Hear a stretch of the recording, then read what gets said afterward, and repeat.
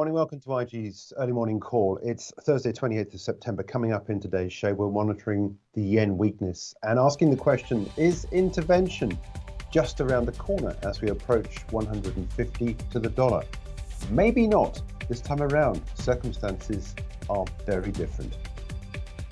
US earnings late last night. We got a beat on earnings and revenues from Micron, but the stock fell almost 4%. Because of concerns about the outlook. It's all about Nike this evening, due to report after the bell tonight. And in the oil markets, WTI had a one-year high. All eyes are on those tight supplies as the Cushing inventories continue to drain out of the system, causing all sorts of problems for pricing. Let's take a look at volatility. Actually, technically, we're down for a second day in a row, but yesterday we spiked over that 200-day moving average, very close to the line of resistance at 1960. 1839 is where we are. And yesterday we saw many of the European markets close at 6-month lows, but not here in the London markets, which because of that price of oil, we've seen many of those linked to the oil markets doing pretty good. And in fact, what's been happening is this drop that we've seen down below the 200-day moving average for the FTSE 100 has meant that we are at 2-week lows at 75.92.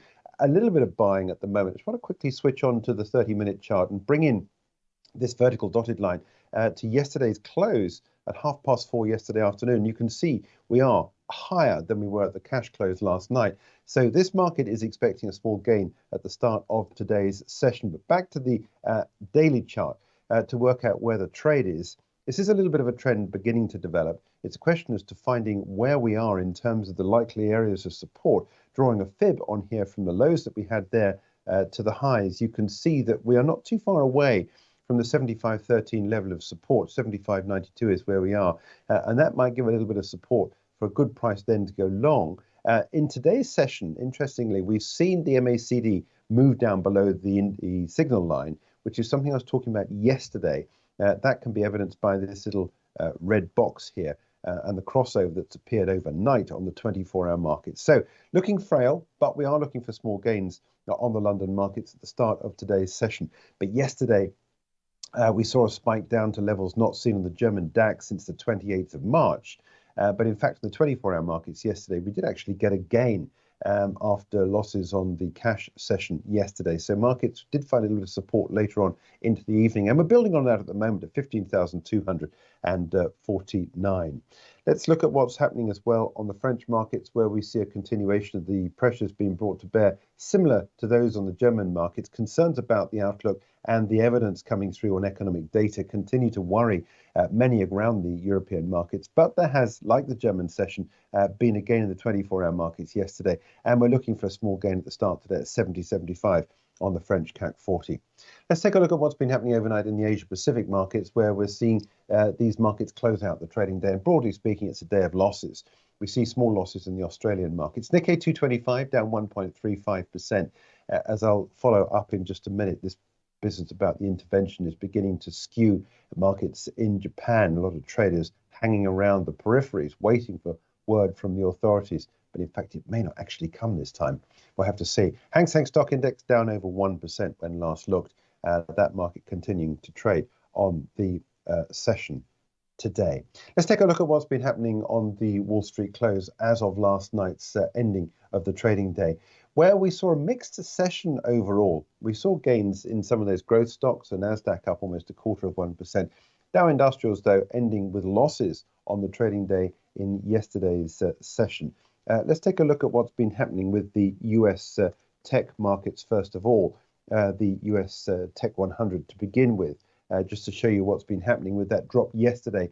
We saw an intraday print, the lowest we've seen since the 8th of June, and then came a little bit of a rebound. And in fact, on the cash session, we've just seen that gain, and indeed a green candle today. So broadly speaking, this line at 14,550, which were the lows that we had back on the 18th of August, despite the fact that the last couple of days, that has been pierced with candle wick, both in the last 2 days.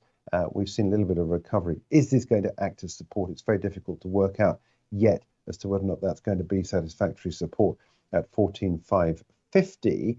As I said, late in yesterday's session, we saw a loss for Micron Technologies after the closing bell last night. All sessions on the IG platform. I'll cover that in just a few moments' time. Now, weakness for the Dow yesterday. You can see yesterday we saw an intraday trade all the way down at levels not seen since the 2nd of June on the Dow Jones Industrial Average. Over the last couple of days, we dropped below the 200-day moving average. And that has been for the first time that we've seen that happen since late spring. 22nd of March was the last time we traded below that line. And that's where we are there at the moment, a successful and now continued break of this rising line of support that we've seen there. So that is now over. And I think the market's now looking for the next line of support. And the Dow, I think, is there. 33,574 is where we're trading. 32,584. If you're looking for a price target, that would be technically the price target to follow on with. And as we've been saying, the short trade building, and we'll continue to monitor this over the next few days on the early morning call, and continuing to bring a stop loss in to try and bank in those gains, those losses on the market that we've seen for a short trade. Now, as I said, the European losses really all about what's happening with the economic data. Another poor data print yesterday on the German markets, with the German economy showing the ZEW down. Today we've got Eurozone economic sentiment is due out at 10 o'clock this morning UK time. It's expected to worsen in September, down to 92.5 from 93.3 in the previous month. But I think for me, the main data later on today is going to be on the German CPI numbers. 1 o'clock this afternoon, we get consumer prices forecast to rise only by 4.6% in September, a deceleration from 6.1% recorded in August. Now, this will be the lowest CPI growth since February 2022. And what's happening here? Well, is if you look back at the charts this time last year, we saw a very steep rise coming through into this period of the year.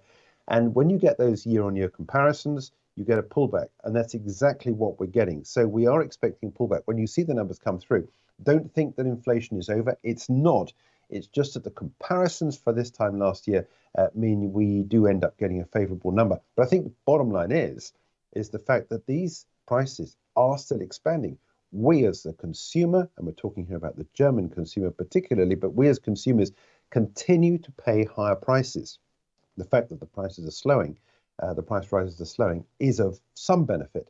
But the bottom line is we're just going to have to get used to what's happening in this new world. Over in the US, a little bit later on today, quick snapshot of where we are in terms of some of the economic data out there. The second quarter GDP growth rate is coming through. Final expectations are for 2.1% expansion quarter on quarter. Initial jobless claims expected at 215,000 last week. And pending home sales expected to drop by 11% year on year in the month of August. Now, for all this, I think it's worth looking at what's happening with this US dollar, because this is the story. It remains the story. And you can see this trend that we've been talking about still continues. And in yesterday's session, we've seen the highest intraday print that we've seen since the 30th of November last year. So we're looking like we're tending towards a one-year high at 106.37. We've stalled a little bit, just below the highs that we saw yesterday. I say stalled, it's only early part of the trading day today. And the London markets are where all the main FX trades happen. And that market is now getting underway for the trading day ahead. Fresh 10-month high then set at around 6 p.m. last night for the dollar basket. And I think one of the ways to trade this is definitely going to be this trade here, which is the euro dollar. And that is 60-70% of the dollar basket. And yesterday we disappeared below the lowest line of support at 105.16. And we've got an entire candle today now below that line. So we've got to work out where the next line of support is, 102.90. As of the last few days, we've been talking about this. We've been talking about stop losses just above the recent price action. Continue to bring your stop loss in, continue to lock in profits, and with your eyes set now on that 102.90 price with those lows from November last year, that's definitely the area of trade then to watch out for. And you get a breakthrough there, and then we're back then down to parity. Last time we saw that was back in November last year. So that's the trading pattern that we've got, the build-up on that move that we've got down there for the euro against that stronger US dollar. Dollar strength continues to heat up against the Japanese yen, which at around this late yesterday and the early doors today, we were trading just below that 150 yen level, the Japanese yen trying to find support as traders want to try and anticipate the tipping point for the Japanese authorities to step in with some more support for this Japanese yen. Now, so we've seen some interesting comments overnight from the Japanese Finance Minister, Shunichi Suzuki, repeating his warning against speculative moves on the Japanese yen. He says it's desirable for currencies to move stably and excessive volatility is undesirable. He said if excessive volatility arises, we won't rule out any options and respond appropriately to achieve that end. We are carefully monitoring moves with a sense of urgency. I want to show you what's happening with the move on the charts at the moment. The fact remains that analysts are skeptical about whether the intervention could alter the tide of yen weakening, given the divergence in monetary policy between the United States and Japan. In other words, when we saw this rise up here, when we saw the last set of intervention as the dollar yen broke 150, interest rates were a little bit closer than they are at the moment. We've seen a lot of interest rate rises coming through in the States, where we've seen the Japanese interest rate picture remain flat. The problem is that if the Japanese authorities intervene, the intervention really won't have the same effect that we saw then because of that rise. And I think that could well be one of the main reasons why the Japanese authorities are hesitating. And we saw that statement out overnight from Mr. Suzuki. I think it's just a question of monitoring what's happening here and watching out to see if the Japanese authorities do come in. That's the big story in the foreign exchange market. Now, let's move on, take a look at some of the corporate news headlines to watch out for. I want to begin, first of all, with HSBC. It's set to acquire Citigroup's China consumer wealth management business, which manages more than $3 billion in assets. I wanted to highlight this story, I think, for no other reason other than just to take a look at what is being happening in this banking sector. HSBC Holdings trades under the ticker HSBA here in the London markets. Hasn't moved much in the Chinese markets in today's session. 639.2. It's not a massive part of the business.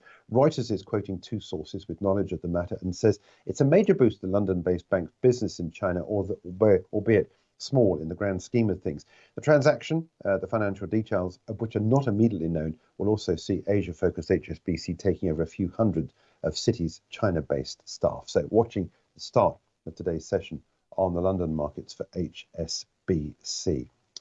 Let's stay on the charts and just bring up a Shell chart here just to show you another stock that could be on the move in today's session. In yesterday's trade, we saw a peak up above this prior line of resistance. Now, this is a stock which is honestly really responding at the moment only to the price of oil.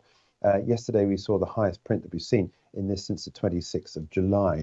You may remember last June, Shell Chief Executive Wael Sawan outlined the Investor Day plans to slow investment in renewables and low-carbon business as part of a strategy to boost returns. Now, I wanted to show you this chart on the basis that we could well see some movement today. Reuters has had access to an open internal message from two employees urging the Shell boss not to scale back investments in renewable energy.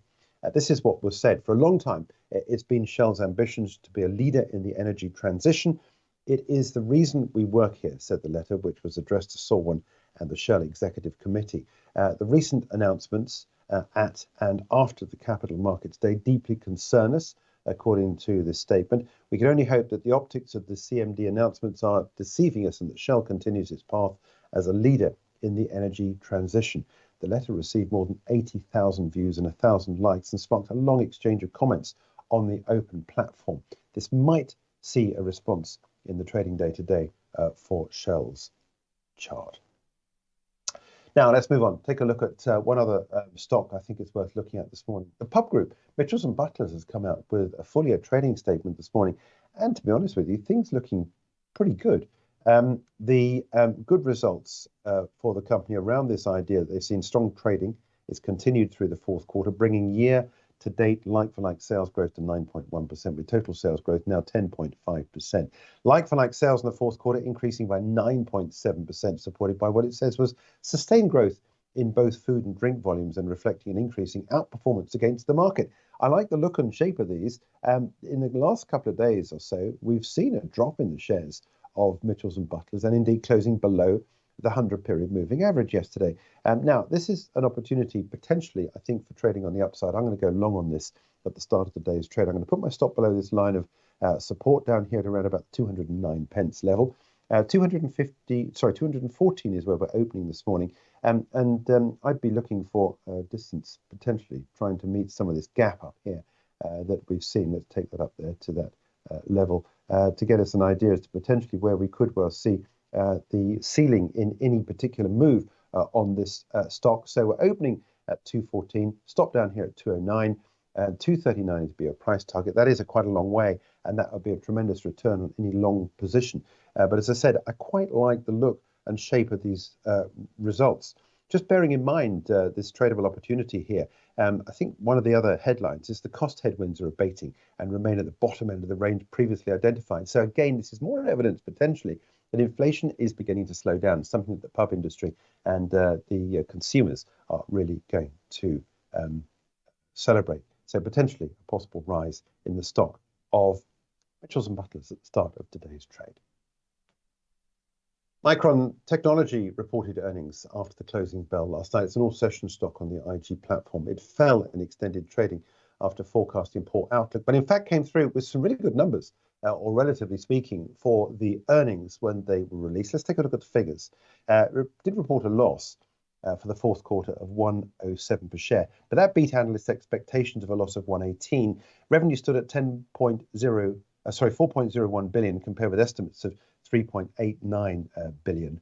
After calling the bottom of the memory chip market 3 months ago, Micron's chief executive Sanjay Mehrotra told analysts last night that the company expects several $100 million worth of revenue from its new high bandwidth chips next year. Let's take a look at what's happening with the share price chart because it did fall in yesterday's session. The stock was down. It ended down 3.55% at 65.74, receiving support in this line here, which I've kept on here from these highs that we had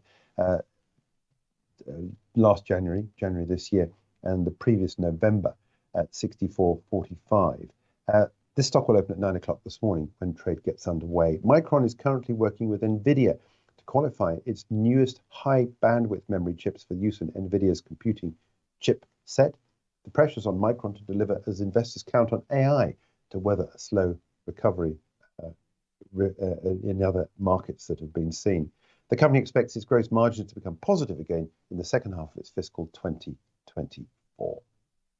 That's Micron Technology. Let's move on. Take a look at other stocks to watch out for today. 3 months ago, Nike promised the market another year of profitable growth, yet this appears difficult at the start of the year. Let's take a look at what we're expecting for Nike after the close of the trading day today. Nike earnings expected to drop for a third quarter in a row to 75 cents per share from 93 this time last year. Revenue is forecast to rise by 2.5% to just over $13 billion. Now, this would be the slowest growth in revenues in over a year. Investors will be attentive to revenue per region, with the North American market that remains soft. Nike relies on other markets to keep revenue coming in, such as the Latin American markets and especially China, where it expects revenue growth to accelerate.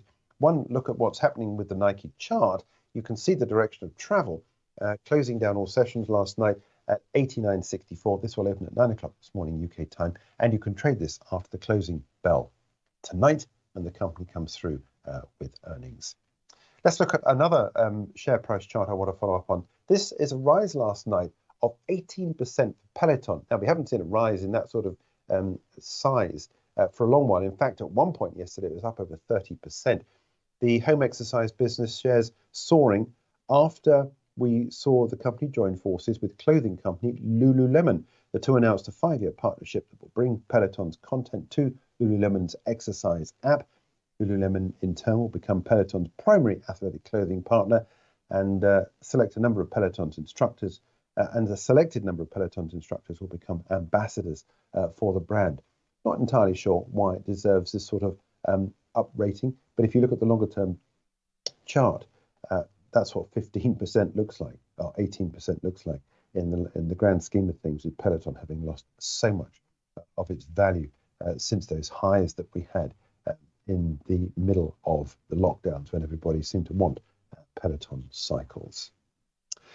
Let's move on, take a look at other areas of the market, very briefly following up on some of the other news headlines coming through. I want to take a look at a chart of Brent and WTI. I wanted to look at Brent first of all, because we've got a peak up here to levels there not seen since the 14th of November. Not quite above the $95 level, but very close to. That's Brent, and US crude also showing gains. More significantly, WTI has passed the 92.95 level to go there to levels not seen since the 30th of August. Yesterday afternoon, the EIA said US crude stockpiles fell by 2.2 million barrels last week.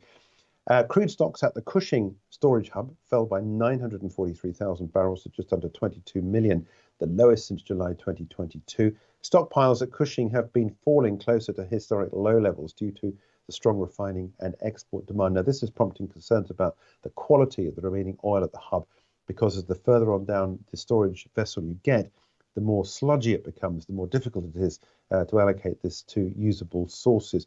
And whether it will ever fall below minimum operating levels of 20% of total storage value, and we are very, very close to that, which is a major concern to the market. And that's one of the reasons why we've seen this big gain in what's happening in the markets on oil.